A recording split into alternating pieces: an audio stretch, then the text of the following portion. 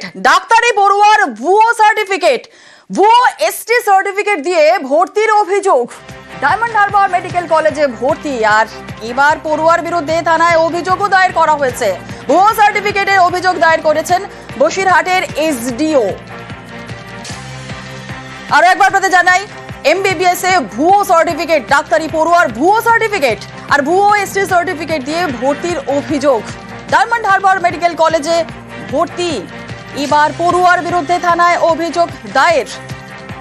ভুয়ো সার্টিফিকেটে অভিযোগ দায়ের বসিরহাটের এসডিওর।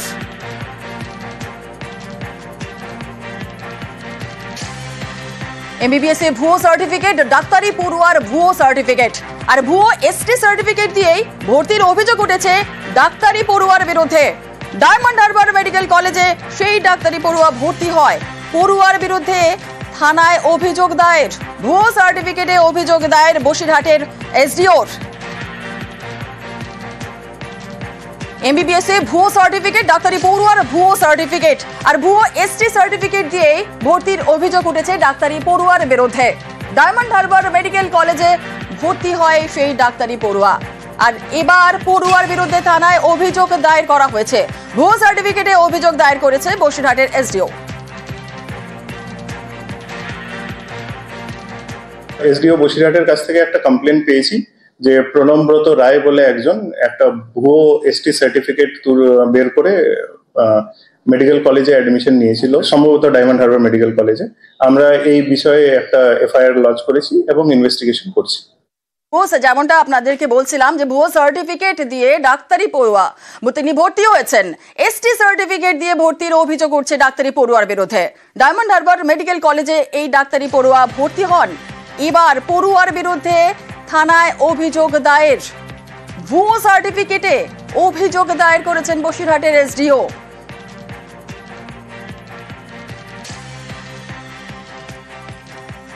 এই ডাক্তারি পড়ুয়ার বিরুদ্ধে থানায় অভিযোগ দায়ের করা হয়েছে। ভুয়ো সার্টিফিকেটের অভিযোগ দায়ের করেছেন বসিরহাটের এসডিও।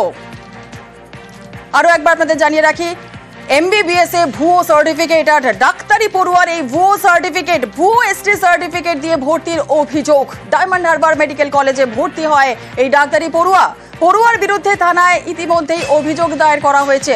ভুয়ো সার্টিফিকেটে অভিযোগ দায়ের করেছেন বসিরহাটের এসডিও।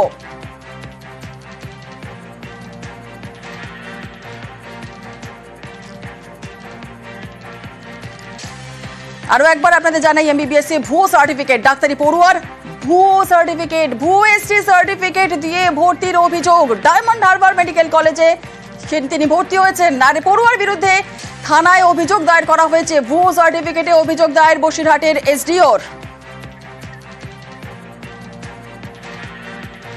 বিশ্বজিৎ রয়েছে আমাদের সঙ্গে, সরাসরি চলে যাব বিশ্বজিতের কাছে। যে ডাক্তারি পড়ুয়ার বিরুদ্ধে এই অভিযোগ উঠছে, সাংঘাতিক অভিযোগ, এমবিবিএস এ ভুয়ো সার্টিফিকেট, এসটি ভুয়ো সার্টিফিকেট দিয়ে তিনি ভর্তি হয়েছেন।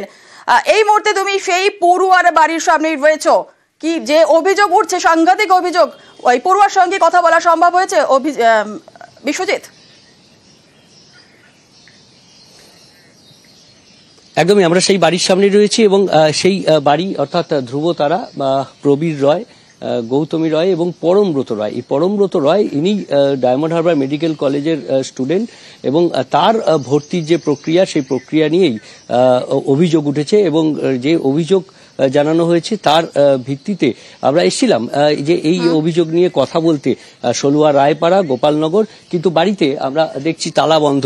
আমরা বাড়ি তালাবন্ধ দেখা সত্ত্বেও ভেতর থেকে তালাবন্ধ রয়েছে কিনা সেটা জানার জন্য কলিং বেল টিপেছি, বারবার কলিং বেল টিপেছি। পরমব্রতবাবু আছেন? পরমব্রতবাবু আছেন না, কোনো সাড়া নেই।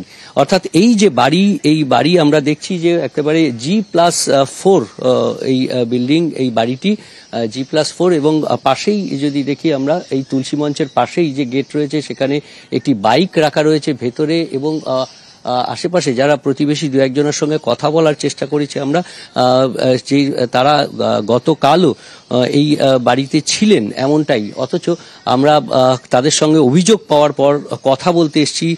তাদের যে বক্তব্য, তাদেরও কোনো বক্তব্য থাকতে পারে, অর্থাৎ এই সার্টিফিকেট নিয়ে অভিযোগ জানিয়েছেন পশ্চিমবঙ্গ আদিবাসী কল্যাণ সমাজ, এবং তাদের যে অভিযোগ, সেই অভিযোগের ভিত্তিতে প্রশাসনিক প্রক্রিয়া শুরু হয়েছে।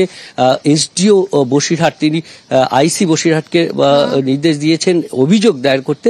অর্থাৎ এই প্রশাসনিক প্রক্রিয়ার পরেও তাদের যে বক্তব্য, সেই বক্তব্য জানতে আমরা সরাসরি সেই সালুয়া রায়পাড়াতে এসেছি। কিন্তু এই রাজারহাট গোপালনগরের যে সালুয়া রায়পাড়ায় তাদের যে বাড়ি, সেই বাড়িতে এসে কারো সাড়া শব্দ পাওয়া যায়নি, বাড়ি তালা বন্ধ রয়েছে। যদিও আমরা তার মায়ের সঙ্গে ফোনে কথা বলার চেষ্টা করেছিলাম, ফোনে তিনি জানিয়েছেন তারা পুজোর জন্য বাড়ির বাইরে রয়েছেন এবং দুদিন পরে তিনি কথা বলবেন, এখনই কথা বলার মতো প্রস্তুতি তাদের নেই।